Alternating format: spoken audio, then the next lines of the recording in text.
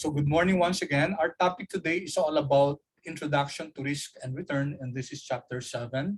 I would require you to read these chapters because it's very important, especially as far as looking at investments is concerned.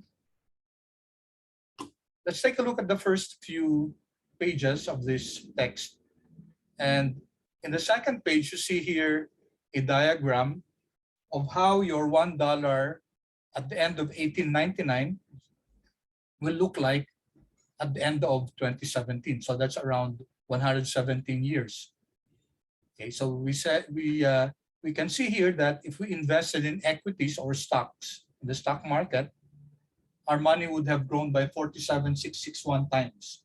Compare that to treasury bills, okay, government issued securities, which would have grown only 74, while bonds would have grown by 293 times.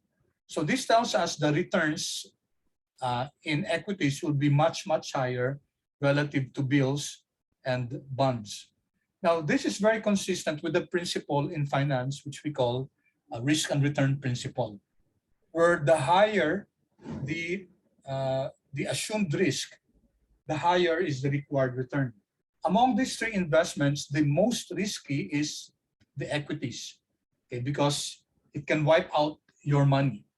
Okay, you can invest that this $1 could have been just a few cents, just 0.01 cent. And history is replete with examples like that. For example, the Enron story. Okay, there's this company Enron, which became bankrupt, and we have many investments of people there, practically millions. Some people had a million investments in that company, and it became zero, practically worthless. So we have examples of that, of investments in equities becoming practically without value. Okay, so but on the other hand, it can become, it can quadruple, it can be, in this case, 47,661 times. Okay, now compare that with an instrument like treasury bill, where in for the past 117 years, the average return was only 74 times. Okay, however, when we compare this, we can also say that it's really risky to invest in equities relative to treasury bills, because investing in treasury bills is practically almost risk-free. There is still risk, okay, depending on the treasury bill, but the risk that goes with investing in treasury bill is way less than investing in equities or investing in bonds. And we can say here that investing in equities is more risky than investing in bonds. Okay, so we know that investing in bonds, when you invest in bonds, it's a fixed income instrument. So for example, if you invest in a San Miguel bond, it has a term, usually 10 years. Okay, sorry, not usually, but it can be 10 years, for example. And then there's a stipulation there of the interest that you'll be getting. Okay, so especially if you invest in a good quality bond, for example, blue chip companies where its track record of being able to pay the interest, service interest is 100%. So practically very small risk. But compared to, of course, bills, it's a little bit more risky because when you lend the government, okay, the government has a greater capability to pay, unless, of course, there's a political or economic turmoil in that country. Okay, so this is a very graphic depiction of what risk and return actually means. Okay, so in this subject, okay, this is another example. Okay. Again, equities, bonds, bills. Okay, this, however, is in terms of $1 investment in real terms, okay, by the end of 2017. Okay, 1654, this is in real terms. as compared to this one, which is in dollar value. Okay, this is dollar in log scale. This is dollars, but in real terms. Okay, so I would, guys, let you look at this chapter.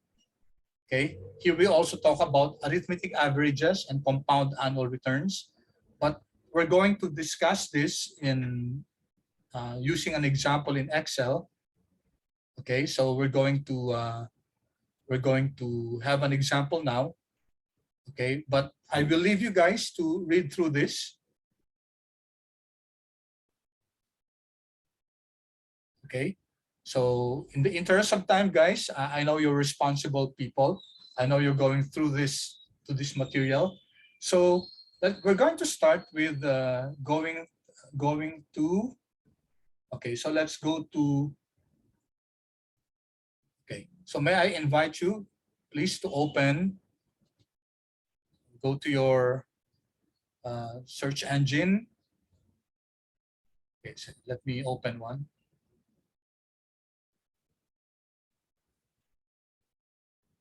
Okay, please go to Yahoo Finance.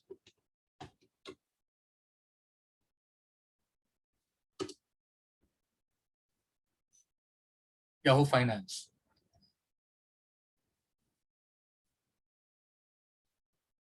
Okay, so, and then the first item that you'll find here is Yahoo Finance Stock Market Live Coach Business, etc. So we open this. Okay, and once you have this open, kindly please chat. I'd like to know if all of you have access already to Yahoo Finance.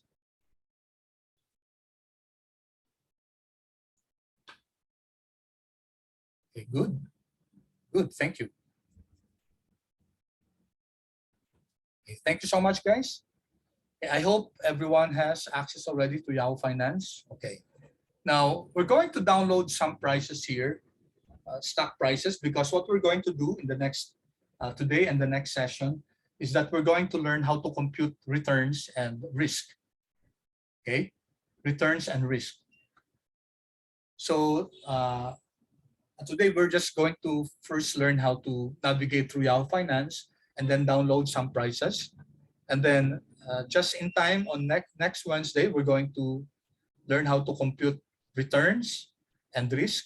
And I hope by that time you have also read chapter 7 of your text to complement what we will be discussing in class. Okay. All right. Thank you for your feedback. Okay, let's now go to our Yahoo Finance. And okay, you see here, guys, here,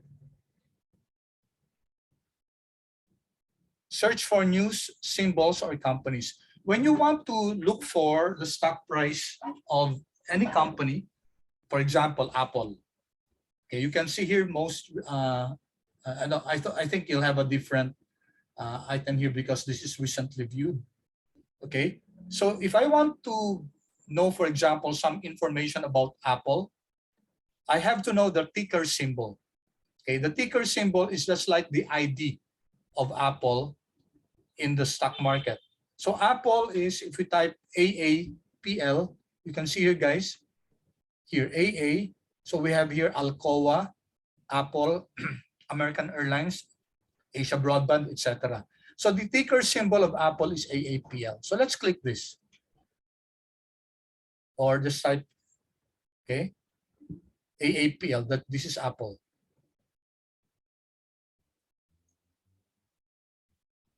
And we can see here some information about Apple.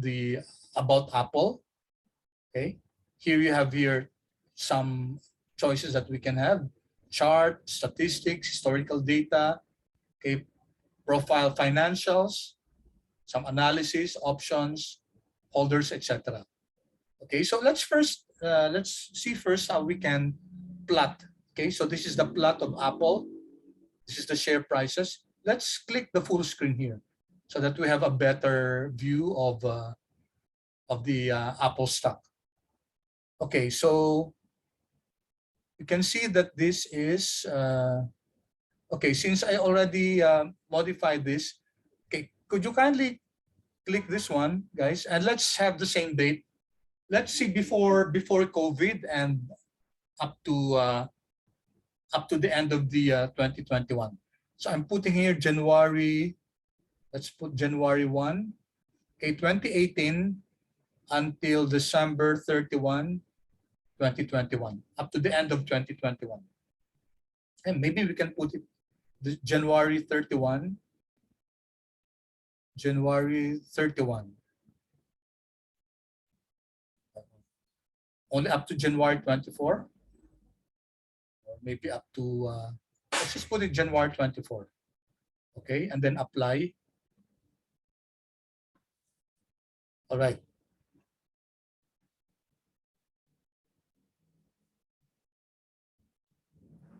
Okay, so I have here, okay, could you please tell me what prices do you have in your plot? So this is Apple. You can see here the historical prices of Apple. Okay, so when at the beginning of the term that we prescribed, okay, so this is January 2 of 2018. You can see here below, January 2, you have here the date here. So the opening price, so you have there the opening price of Apple, 42.54. So you have here the what we call the OHLC. Okay, maybe you're not that familiar with that term. OHLC refers to the opening price, highest price for the day, lowest price, and the closing price. Okay, that's OHLC. That's very, very, that's an important data as far as analyzing investments is concerned, OHLC. So it started during January 2, 2018. The price of Apple was 42.54. As of, when was this? Okay, as of January 17, okay, January 17, the price of Apple is 162.41. Okay, so that means, guys, that if you had invested in Apple on January 2018, you would have, your money would have grown. This is 42, this is 160. Your money would have grown by 4 times. Okay, that's 400% return. Okay, in fact, at this highest point here, the price became 179.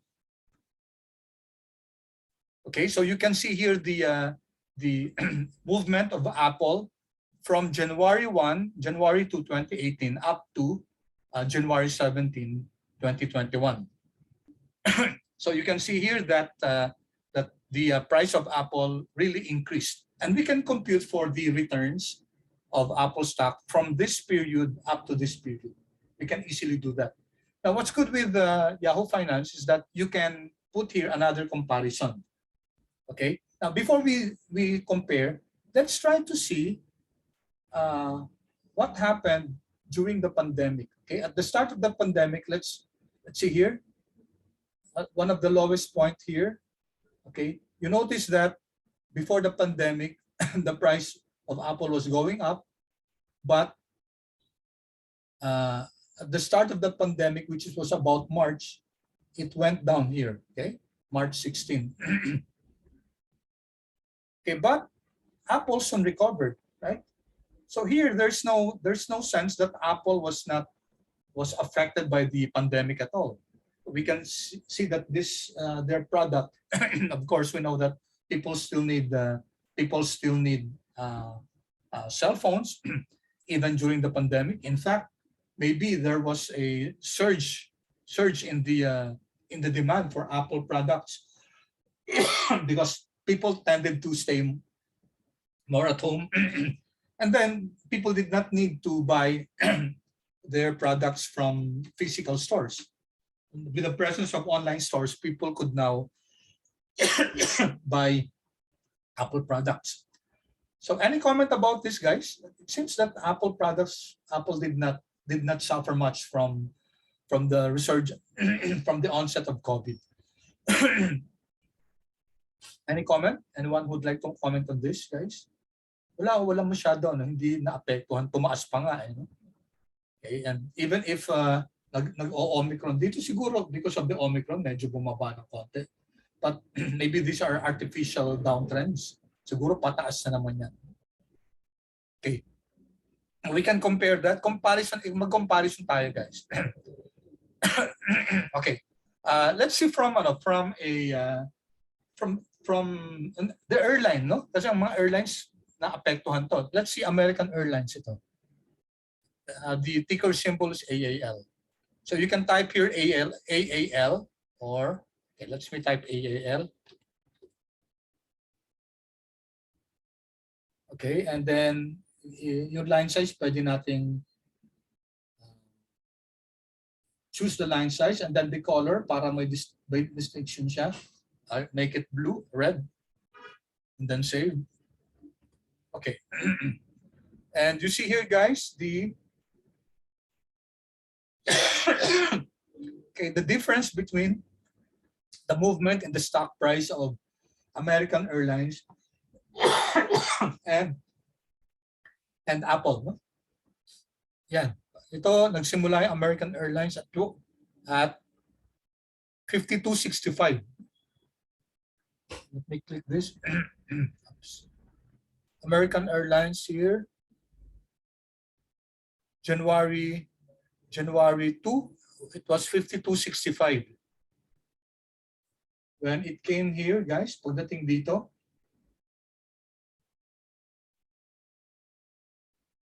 ano na, what happened at this point? What's the price? Hindi naka-reflect. Why can't I see the price here? But you can see here the decrease, di ba? Ito kasi yung zero, ito yung base natin, zero. And then more than 50% yung binagsak ni American Airlines. While Apple, on the other hand, increased by 283.88. Si American Airlines bumaba ng more than 50%. Okay, and then we can add more comparisons. Kunyari other Intel. Let's see Netflix, guys, and FLX. Si Netflix kaya affected, no? Let's change the color. I'll make it green. Yeah. Netflix. Okay, so COVID. Ito, COVID. So si Netflix, guys, yung green, kita natin na nung COVID, surprisingly, medyo bumaba siya ng konti, pero sandali lang, temporary lang. It went up, up, up, up, and then, now, this is surprising, no? Bakit kaya, from November hanggang ngayon, okay, why was there a downtrend? Bumababa yung price niya. There must be some reason. Now, that's interesting kasi sa fundamental analysis, dalawang klaseng analysis, guys, at investment. We call it technical analysis and fundamental analysis. Yung fundamental analysis, we study the fundamentals of the company. Kunyari, yung revenue siya, yung performance siya, yung sales, yung performance sa market in terms of operations. Yung technical analysis naman, okay, maybe you're hearing that term for the first time. Ang tinitingnan lang yung mga prices, yung galaw ng mga prices. So maybe you can see, for example, some people called technicians, they believe that all the information are already reflected in the prices, in the stock prices. So hindi mo na kailangan tingnan yung mga income statement nila, etc. What you need is only to look at the prices and predict kung tataas ba yan o bababa ba yan. That in a nutshell, guys, is what technical analysis is all about. No? Personally, I believe in both. No? I believe in a combination of fundamental analysis and technical analysis. Okay, so it will be surprising, guys, to research bakit kaya bumaba yung Usually, guys, may mga nangyayari yan sa company. No? Bakit bumababa yung yung bumaba yung Netflix prices from November up to ngayon, December. Dati kasi may mga news dati, for example, yung nag-pull out, for example, yung yung Disney, for example, nag-pull out na sa Netflix kasi nag-start na sila ng kanilang parang Netflix type na na service, no? Okay, so that affected the Netflix prices. Pero Netflix is now into creating their own original na movies, no? Okay, kaya well guys, I just wanted to show you guys this one kasi I just wanted to share with you that you can make use of Yahoo Finance. Okay? Yan ang maganda sa US no, yung data nila easily available. Sa atin, pahirapan maghanap ng data.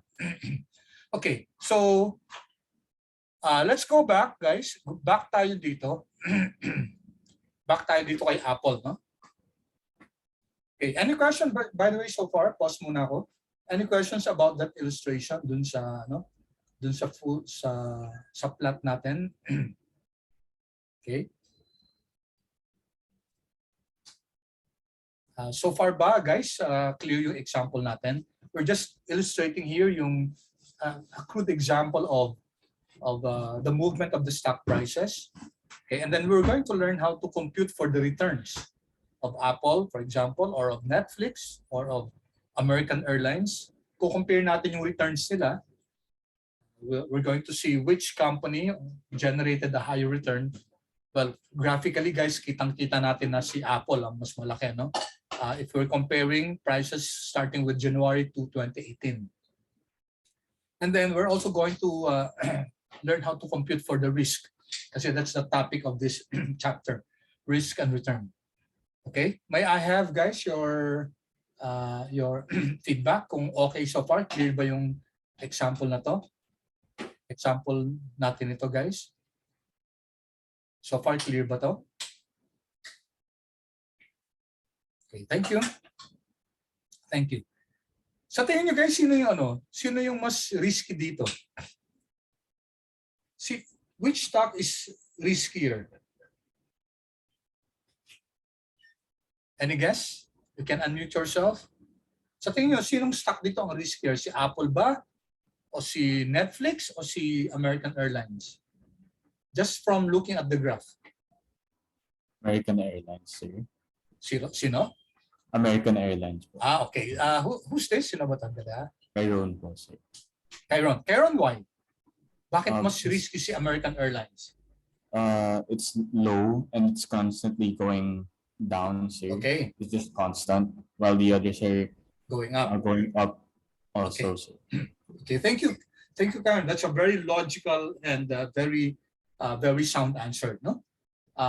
Pwedeng tingnan natin yun on that regard. However, when we talk of finance, no, we measure risk in terms of yung volatility ng stock prices.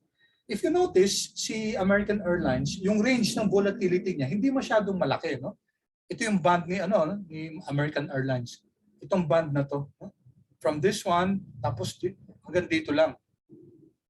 And diba, if you take a look at the red one, yung band ng deviations niya ng stock prices niya is within a low range, low band. Samantalang si blue, guys, tingnan nyo. Tingnan nyo si blue, guys, diba? Whether it's going up or going down, okay? When we measure risk, we actually look at the deviation of the stock prices, of the price of the stock. If you notice, guys, si Apple, ang laki ng range niya. No? And if you recall, guys, in statistics, ano yung nagme-measure ng dispersion ng data? Yung up and down ng data. Do you recall, guys, what is a measure used in statistics that measures the dispersion of the data?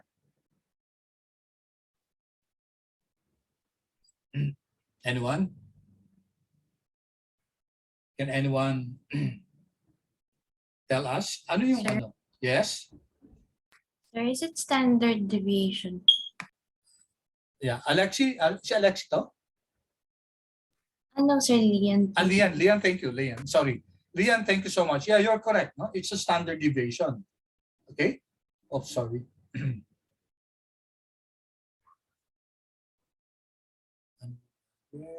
Yeah. It's a standard deviation.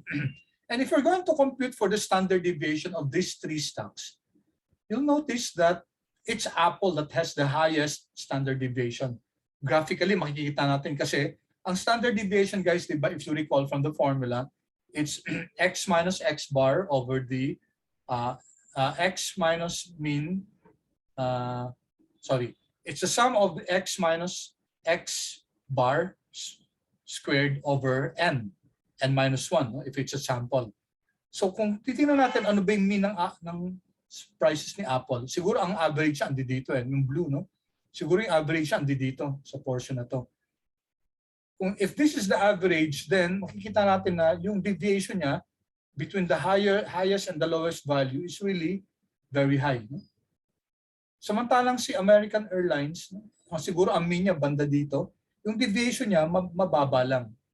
So, although yung Karen pointed out, which is correct, that from another perspective, pwedeng si American Airlines ang pinaka-risky kasi pababa siya. Pero from a statistical perspective, which is the one used in finance, ang pinakamalaking risk dito ay si Apple, no? Kasi siya yung may pinakamalaking fluctuation, deviation ng price compared to a certain standard. Ang standard natin yung mean, yung average. So we're going to learn that, guys. How do we compute for the risk of a certain project, of in this case a certain investment, which is an asset. So balik na tayo, guys. So now we're going to learn how to download prices. Okay, so nasa Apple tayo, no? So please, anyway, naka-record naman to. Kasi yung assignment nyo, guys, you will be downloading stock prices of the price of other stock prices, no? Para yun ang gagamitin natin sa Wednesday. So sa Wednesday, guys, dapat yung data natin ready na para hindi na tayo mag-waste ng time na pupunta na naman tayo sa Yahoo Finance, no? And then download each one of them. So how do we download prices? So punta tayo sa historical data dito. Apple, historical data. Okay? Yan. So dito, guys, if you take a look, ito yung mga stock prices ni Apple. So we can choose the time period. So ito, guys, 1 year to, no? January 24, 2021. So if we go down here, you will see that this is the stock price for one whole period. One whole year. Yeah, January 22, 2021. Okay, so this is 1 year data. Okay. Historical price.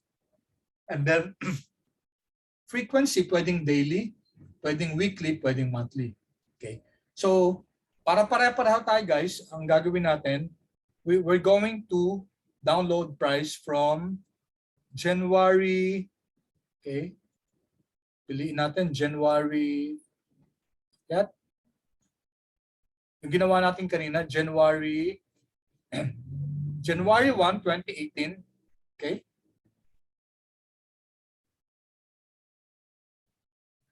Hanggang ano na lang.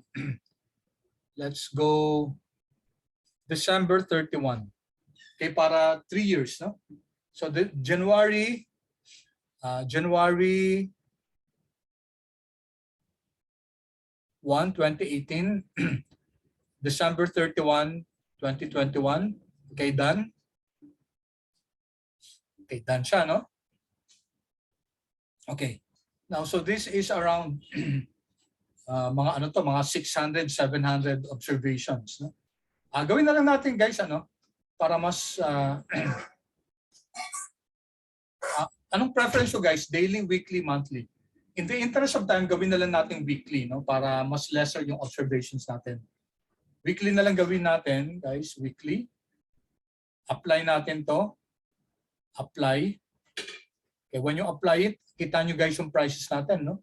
December 27, December 20, 13, 6. Naging weekly na siya, no?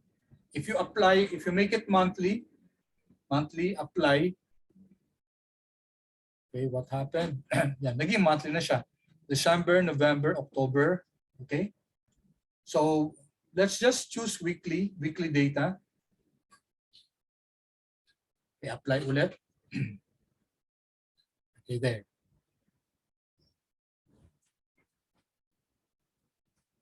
So we have weekly data here, and when nakita nyo may mga information dito, for example, that on August 6, 0.22 dividend was distributed.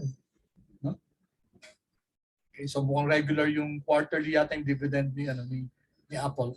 August, May, February, November, August. So you can see here that regular yung stock split to.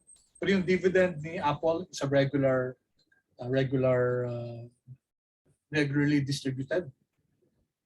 Okay. There are other information here, guys, which you can look into. Interesting also to look at yung Amazon, Tesla, Facebook, Google, Netflix. By the way, guys, so please take this down. Ito na rin yung mga stocks na papahanap ko sa inyo. And just add Microsoft, no? MSFT. So isasama natin si Amazon, MAMZN, Tesla, okay? Tesla, FB, Meta Platforms ang pangalan niya ngayon, Google, and Netflix. Okay, so 1, 2, 3, 4, 5, plus si Apple, plus si Microsoft, 7 stocks, guys. Let's take a look at 7 stocks. Si GoPro, no? Sony. Okay, pero let's just focus on the 7 stocks. Okay? So i-chat ko sa inyo para para clear. Amazon, Tesla, Facebook, which is Meta, and then Google, and then Netflix. Okay? Plus, of course, the AAPL and Microsoft. So these are the stocks that we're going to look at. No? Okay, so let's learn first how to download yung prices dito. Okay, so weekly gagamitin natin from January 1, 2018 up to December 31, 2021. No? Okay, para pareho tayong prices, historical price, weekly, then weekly apply ko muna. Okay, na-apply na dito, no? Kita naman natin, guys. Before you download, guys, make sure na na-apply nyo muna and then download. When you download the stock price, okay, what happens is that what will be downloaded is a CSV file, separated values to, no? And if we click this, click ko siya,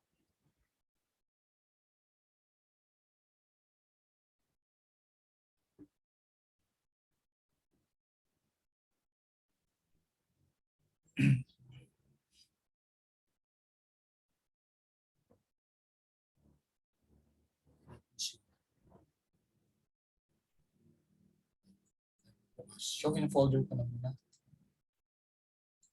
Show in folder. Okay.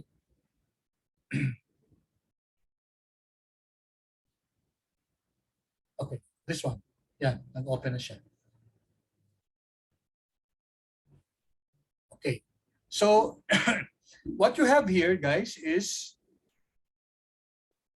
data about Apple. This is opening price. Okay, so ito yung intraday, yung within the day, yung movement ng price. It opened at 42.54, and then the highest point was 43.84, the lowest was 42.31, and it closed at 43.75. And there was an adjusted close to it, okay? And then the volume, number of shares traded. Ito. All right. So ang suggestion ko, guys, is for you to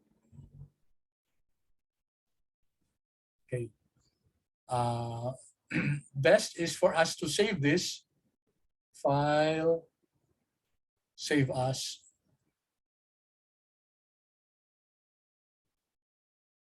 Save nyo sa where you want it saved. I'll just call it AAPL1 CSV. But don't save it as CSV. Save it as an Excel file. Okay, save it as Excel file. Save. Yan. Okay? So, naka-ano na siya, no? Naka Excel na siya, no? So this is Excel. Okay, and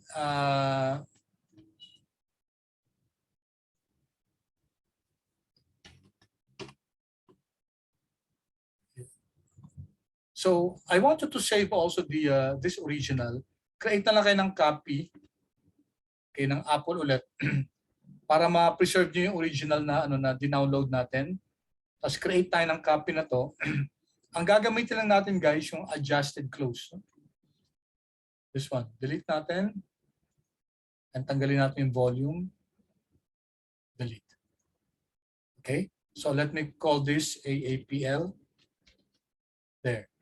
And what I want you to do is do the same for the other stocks. Si Google, si Microsoft, si FD, si Tesla, all those other stocks which I mentioned a while ago. Yan. Amazon, Tesla, FB, Google, Netflix, Apple. We have Apple already. Okay. All right. So we now have the stock prices of Apple. Okay, it's around only around 200, no? Kasi ang isang weekly to, di ba?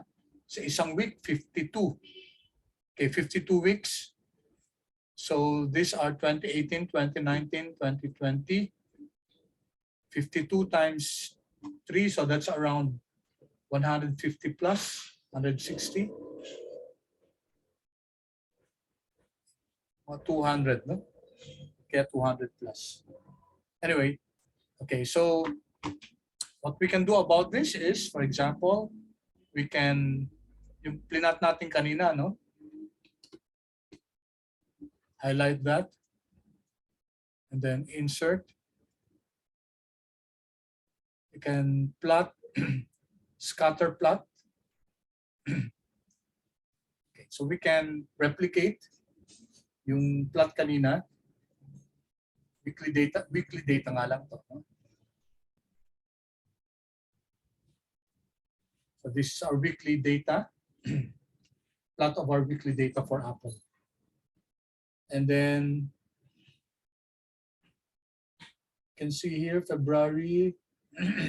Dito yung start ng COVID, ano? Dito natin nakita yung bumaba yung stock price niya. Ito yung March 16. March 16 to 2020. However, after that, parang start pala ng COVID to, no? So, umakyat lalo si Apple. So, it seems that Apple was not really affected, no? It was not really affected by the pandemic that was plaguing the world. Okay. So, what we're going to do, guys, is to do the same. And so, meron tayong Apple, meron tayong Facebook, and then isa side by side natin yung mga stock prices natin. We're going to put them side by side. Okay, so side by side natin sila, tapos i-compare natin yung performance nila. Okay. Everything clear so far, guys? Pause muna ako kasi baka to give you time to also do the same. I'm sorry about that. Sige, I'll pause for a while. I'll give you time to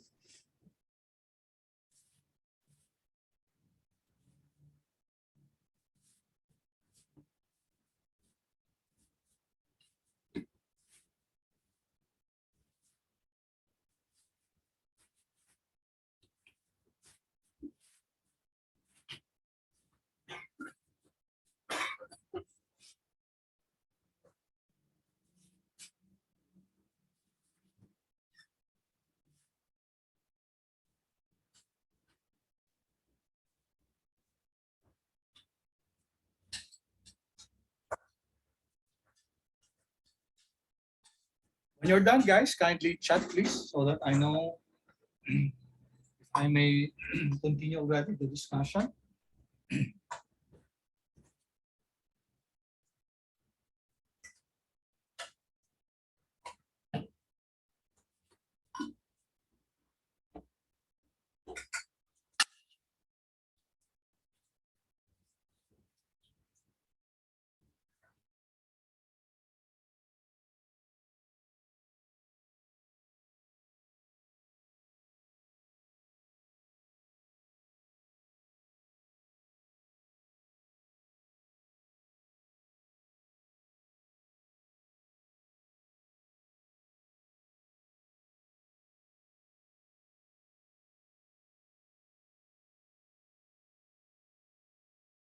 When you're done, guys, kindly chat. When you have downloaded Apple, tapos nakagawa na kayong panibagong worksheet, tapos na-plot nyo rin si Apple.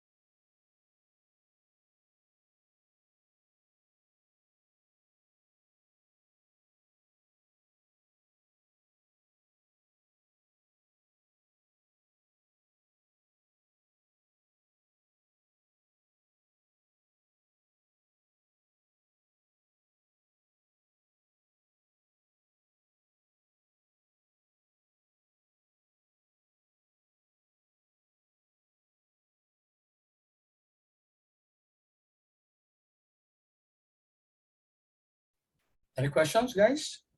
Are you done?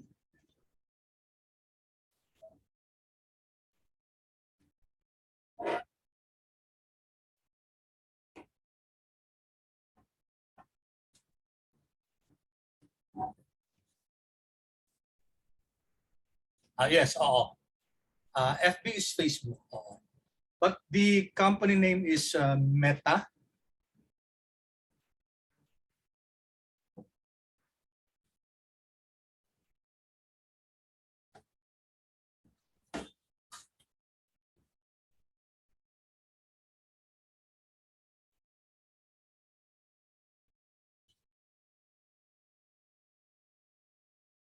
Pero guys, i-download nyo lang muna Apple. Don't download the rest yet. Are you done with Apple, guys?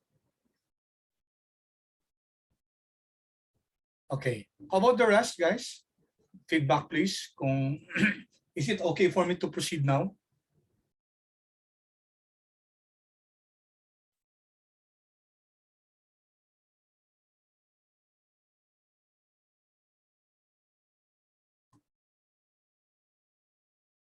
Okay, thank you. The rest?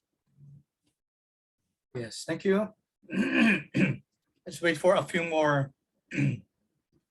responses.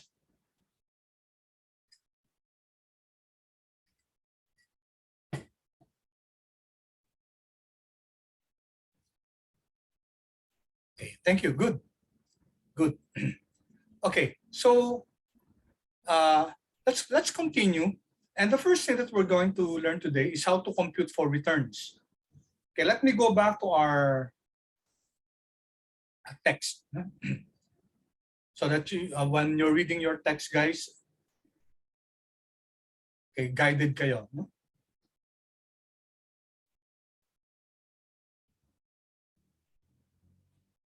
Okay. Okay, if you take a look at this, guys, there there are different ways to compute for returns. First, we have arithmetic averages, okay, and we also have compound annual returns. We're going to learn both of this. Okay, so here we have an example. It states here that Big Oil's common stock is 100. There's an equal chance at the end of the year the stock will be worth 90, 110, or 130. Therefore, the return could be negative 10, 10%, or 30%. Okay, now in this case, we're talking about expected returns. When you say expected returns, it's all about returns that might happen in the future. Okay, so we're told that the stock price is now 100, but at the end of the year, it could be 90, it could be 110, it could be 130. Okay, so the first part of your text tells us about expected return. Okay, we're going to discuss expected return later on. Not later on, but in the next section. But we're going to use now historical data in order to compute for returns. Okay, so that's why we downloaded Apple stock prices, or for that matter, you're going to download other stock prices. Okay, because we'd like to know how to compute for returns. So the first type of return that we're going to learn is what we call simple returns. Okay, so what's the difference between simple returns?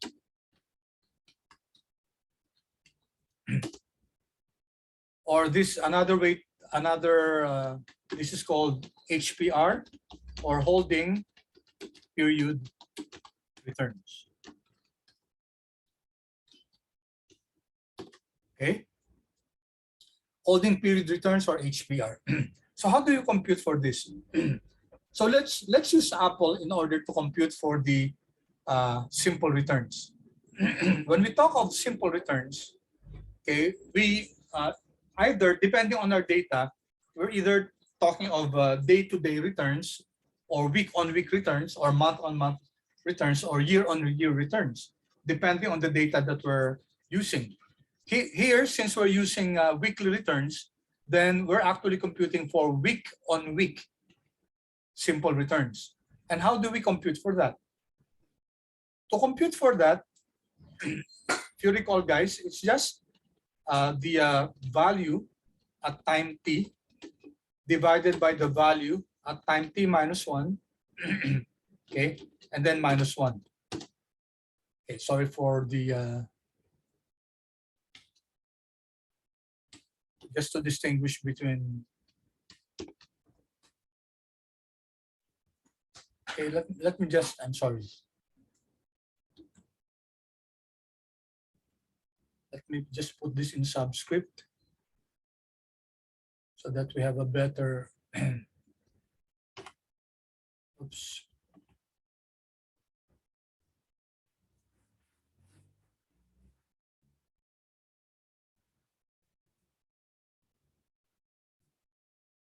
Okay, so this is the formula, guys, for for simple returns. Okay, so it's the value at time t divided by the value at time t minus 1, and then minus 1. Okay.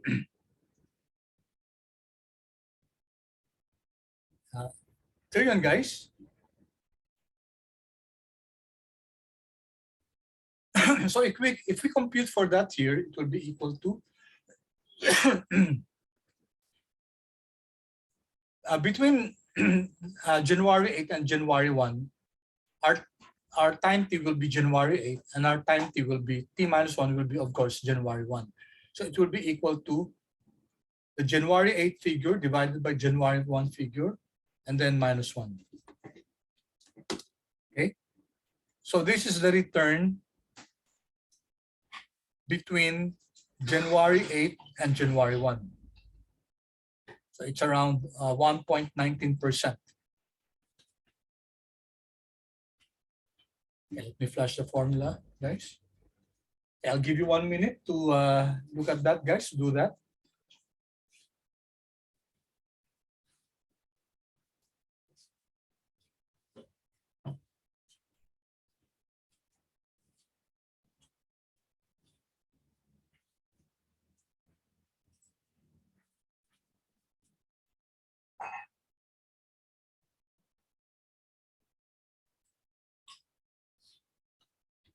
Okay. And of course, guys, we can just click this, and then it will give us the week-on-week returns up to the last week there. So the return between December 27 and 2020 was around 1.08%. Okay, and then you notice that we have here negative figures, which means that the value, the weekly value of that stock went down. We're comparing here 41 compared to 42.67. So that's a 3.89% drop. Okay. Are we clear so far, guys? Paki-chat on, please, kung if you were able to follow.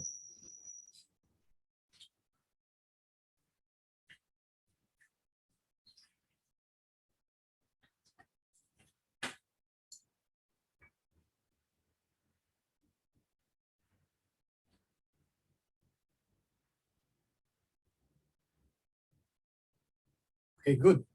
Good. Okay.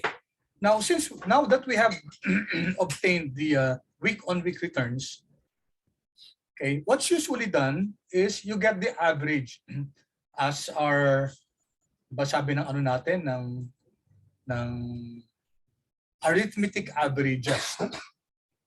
So we get the average of these returns. So let's put it here below.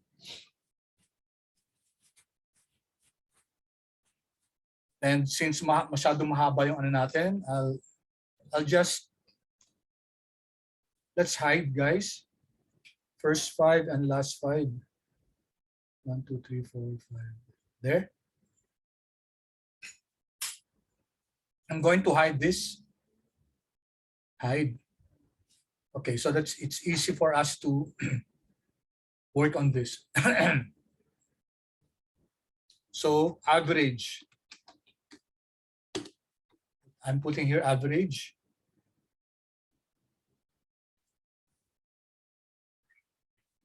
Then is equal to the average of the returns. Okay. Maybe we can put this as a percent. Just this one.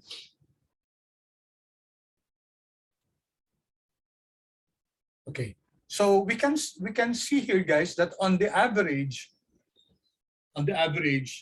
between January 1, 2018 and December 27, 2021, the weekly average of Apple's stock returns was 0.785.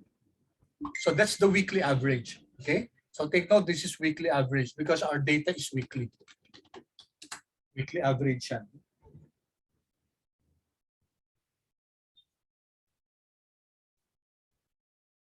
Okay, clear so far, guys?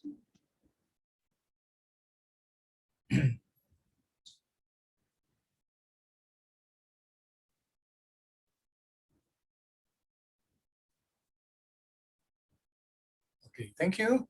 I'm doing this slowly, guys, kasi we don't want to rush this first day of classes for the year. Ayaw natin yung masyado kayo masyak agad. Ano lang tayo. That's why, guys, medyo deliberate yung ano ko yung pace ko. Okay, are there any questions, guys? Okay, good. Thank you. Thank you. So we learned how to compute for the returns of Apple, no? Week on week yan, week on week. Kasi weekly yung data natin eh. Of course, we could have done daily data. The reason why we were using weekly data is just to compress yung data natin. Kasi kung daily siya, masyado siyang mahaba, no? But the principle remains the same. Whether we use weekly or daily or monthly, pareho pa rin yung pag-compute ng returns, no? Average returns. Only that, magkaiba nga yung interpretation niya. Kasi yung isa, weekly returns yun, average returns. Yung isa, daily average returns. Yung isa naman, monthly average returns. Okay. Now, now there's also another way to compute for the returns, no? And usually, ang ginagawa, guys, ang ginagawa, is to compute for the log returns. So I'll put here log returns.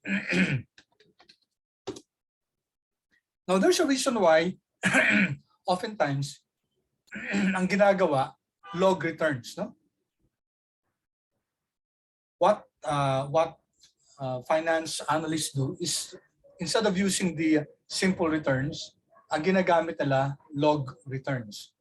So how do we compute for the average weekly log returns?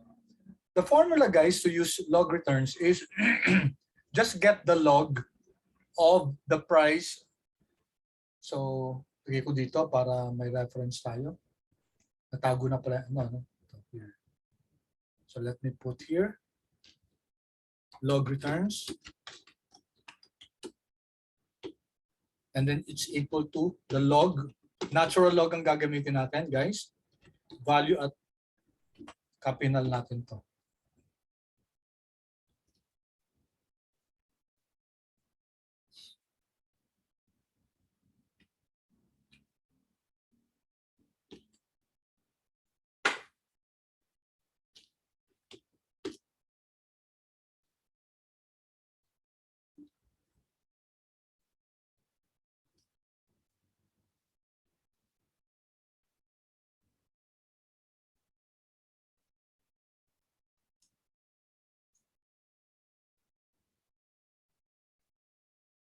Okay.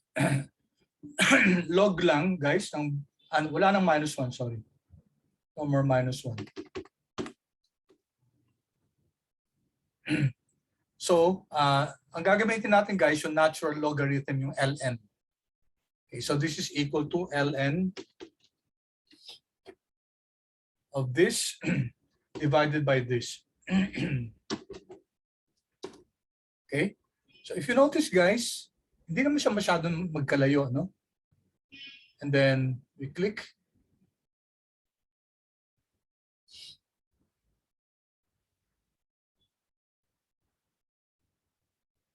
So what do you notice about the log returns, guys?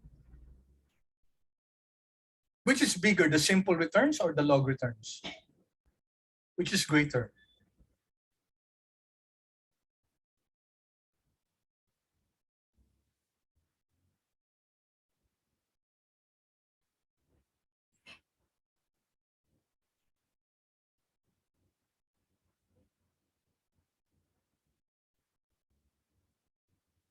Class? Mas malaki ang simple. Thank you. Thank you. Nickname ECQ. Okay, you're correct, no? Yung log returns, ang mas malaki yung simple returns. No? So we can also get the average.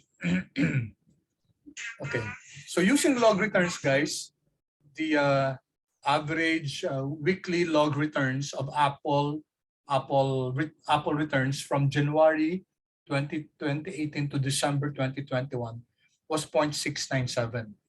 Okay, now I want you to do a little reading, guys.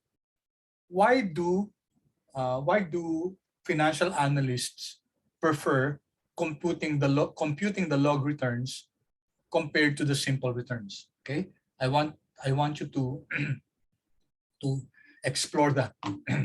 Okay, I leave that for a while, and we'll just see what you're able to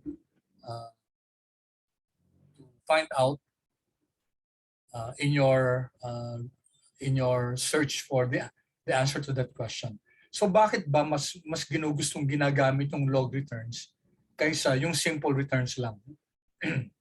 Okay, so that takes care, guys, of how to compute for the returns. Madali lang, guys. Just get the average. Just get the average. So this is historical. Historical to. Tapos, let me segue quickly, guys, dun sa ano natin. Dito sa nasa text natin. On the other hand naman, how do you compute for the for the expected return? Ito kasi, guys, expected to. So this is something to do about the future, no? So ilagay ko lang dito, let me just put it here on another worksheet. Kasi I want you to understand now, ano ba yung difference ng dalawang yan? Ang expected kasi guys is based on, as the name suggests, an expected price in the future. So ang sabi dito 90 daw, no? 90, pwedeng maging 90 yung price, pwedeng maging pwedeng ma-maintain pa rin, pwedeng maging 110 yung price. Okay? So the price now is 100. Okay? So if the price after 1 year becomes 90, okay, magkano yung naging return nun? So that's 100. If fix natin to, no? Kasi ikakopy natin yung formula pababa, fix natin yung row minus 90. This is just simple arithmetic. Oops. Sorry. Wrong direction. It should be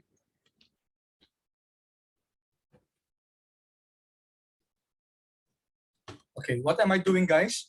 I'm subtracting the expected future value to the current value. Okay, so this will be a loss of 10. Okay.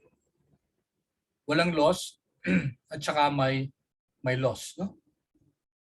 Okay, so these are three possible scenarios. So we're talking of expected returns here, guys, which is different from itong mga returns na to. Ito historical to. Okay, wala tayong pino-project dito. Hindi natin pino-project. Ginagamit natin yung historical prices in order to compute for the returns. Ito naman, may forecast, no? So sinasabi niya, baka maging 90, baka maging 100, tsaka baka maging 110. Okay? Tapos we need to define the probabilities here. We need to define the probabilities. So ano yung probability? What's the probability na magiging 90 yung price? Let's say that the probability is 20%. Example lang. Tapos the probability that it will stay as is, siguro mga sabihin natin 30%. Sabihin natin to 30% din. And then the probability that it will increase is 40%. Okay? So, iurong ko lang ito dito.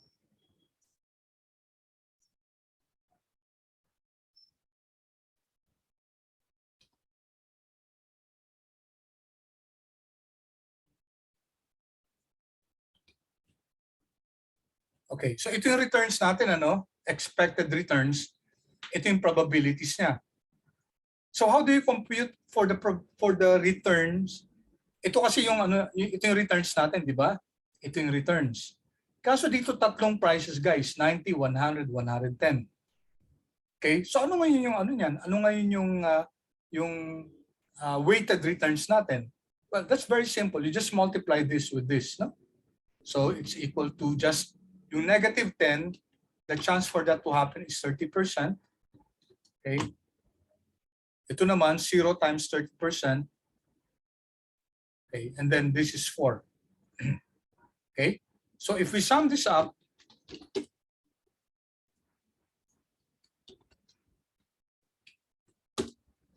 okay. So we now have this one, no? 1. Ito yung magiging expected return natin. Okay? So that's just to illustrate, guys, yung nasa textbook natin, no? All right? So please read through this first. Babalikan natin to sa sa Wednesday. Pero ika-clarify ko paano kasi hindi naman talaga may ibig sabihin yung 1 diyan, no? Okay? But I don't want to be distracted first from yung historical yung ginagamit natin. Okay, so any questions with this first, guys? Any questions with this? Yung simple returns natin, tapos yung log returns natin. Okay, no questions? All right, let me continue, guys. Now we can take a look at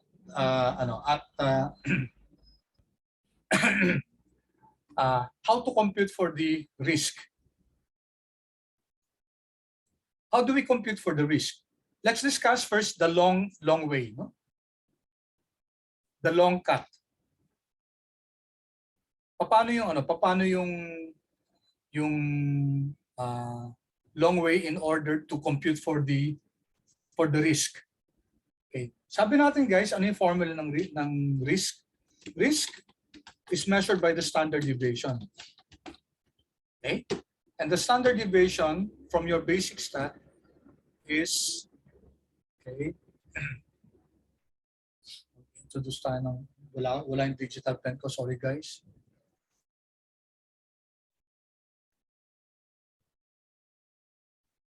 Let me just introduce.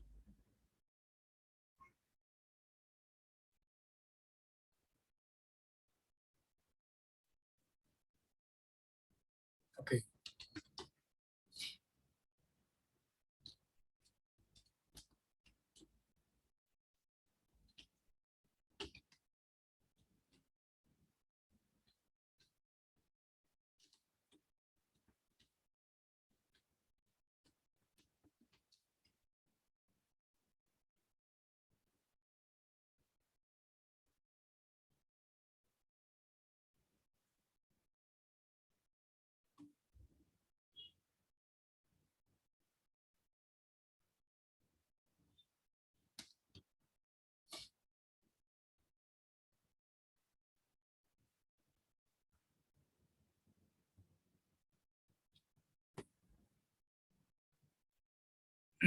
Okay, so we have here the formula for the standard deviation. Okay? Ang ginagamit natin guys yung returns. So may returns na tayo, di ba? Ito na yung returns natin. So ano yung riskiness ng Apple stock, ng returns ng Apple? So what we use is the returns. So, we can either use the simple returns or the log returns. So let's just use the log returns. So how do we compute for this?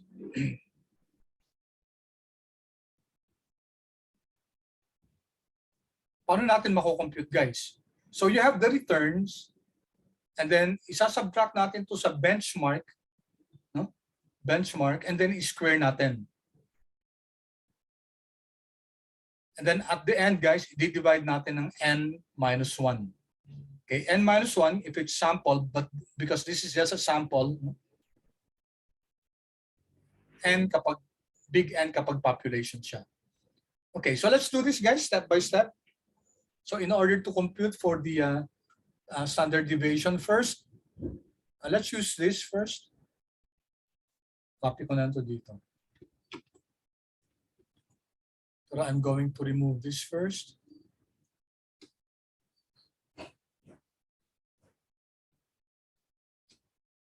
Okay. So kailangan natin ng R minus R mean squared, no? Okay, so what do we do with, how do you do this? Okay, gawin natin tong ano, lagyan natin ng pangalan to. R mean. Kasi ito yung average guys ng ano natin eh, ng log returns, no? So this is equal to RR minus RR mean, di ba? And then square natin. So R minus R mean squared, that will be the formula, that will be the numerator. No? Then mamaya isa-sum up natin to and then divided by n-1. Okay? So naka-scientific notation siya.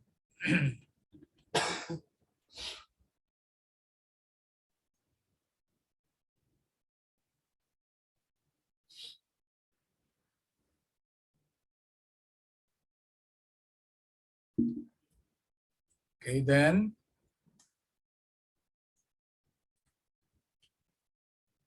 okay, convenient guys yung ano natin, hinide natin.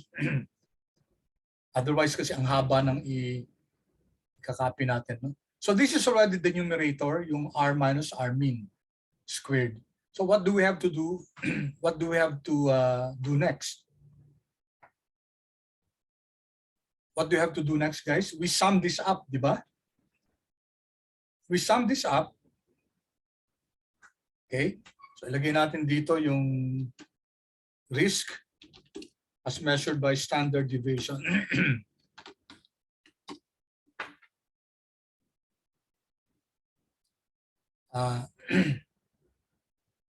Mali pa nga ito, no? Lagay ko muna ang variance, guys. No?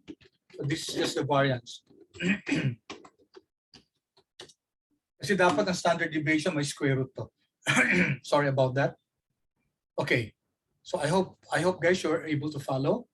So what do we do with this? Well, we sum this up. Sum natin to. Sum natin. Okay. And then divide by what?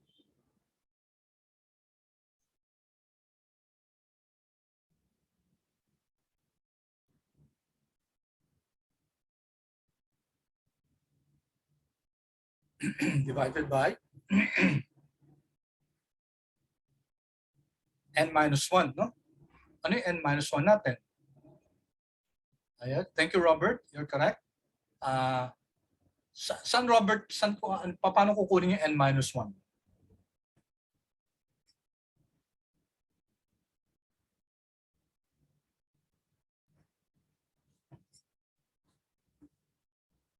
How do we get n minus 1? The total sample minus 1. Okay. Ano bibilangin ko?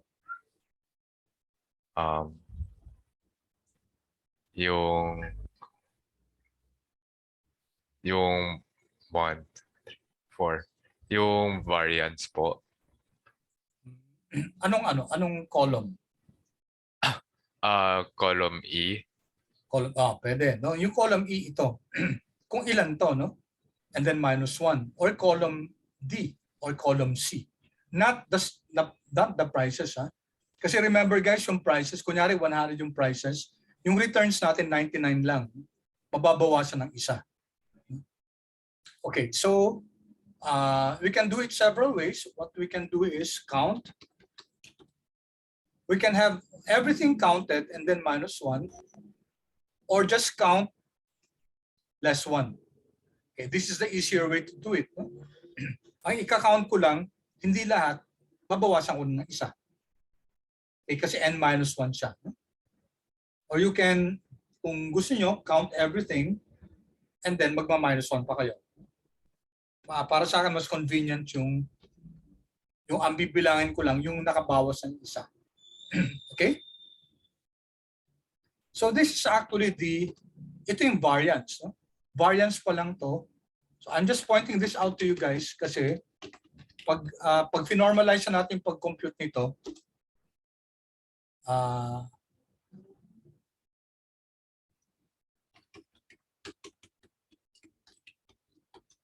variance. So therefore, pwede natin makompute yung risk natin as standard deviation. Okay? So ang risk natin ng standard deviation is simply the square root of this. Gawin na rin natin percentage.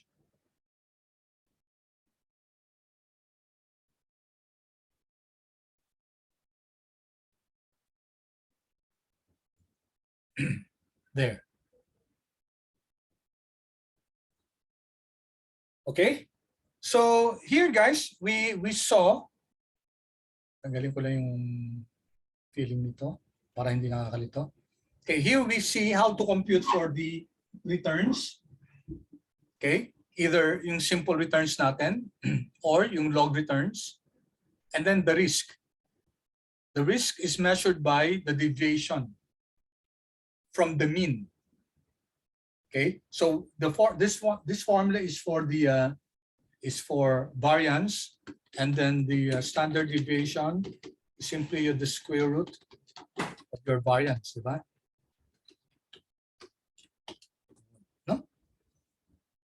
Okay, so we were able to compute for Apple. We were able to compute for the variance and the standard deviation of Apple. That's how you compute for the returns and the risk of historical prices. Now, it's almost time. Now, so next meeting, guys, ang gagawin natin, may I request you to please, hindi ko na guys da-download in class yung mga stocks. So gusto ko side by side na sila from January 1, 2018 hanggang December 27, 2021. Ibig sabihin walang trading nung 28, 29, 30, 31. Weekly prices. Side by side si Apple, si Microsoft, si Google, si FB, si Netflix, and the other Ito guys, yung mga ano natin.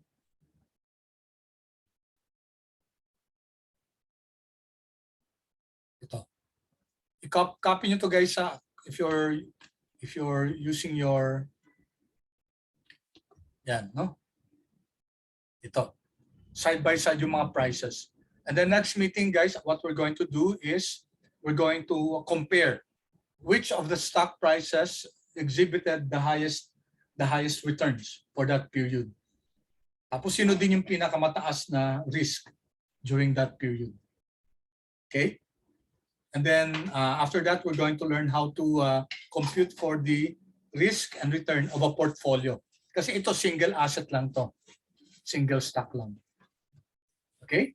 So before we end guys, let me go back again to our topic. Pagkatapos itong risk and return, by next week, magko-cost of capital. Unahin muna natin yung module 6. No? Kasi mas importante ito. Yung module 6. And then we go to module 5 and then 7. Okay, ito mga brief concepts lang, yung 5 and 7. But a little computation. Simple lang naman guys yung computation ng cost of capital. Okay, capital structure and leverage, again, mostly conceptual, not so much on the computation kasi medyo mahirap yung computation itong capital structure and it's not really much discussed sa FMDFINA. Okay? Are there questions, guys? Wala, none po. Stop recording muna ako, no?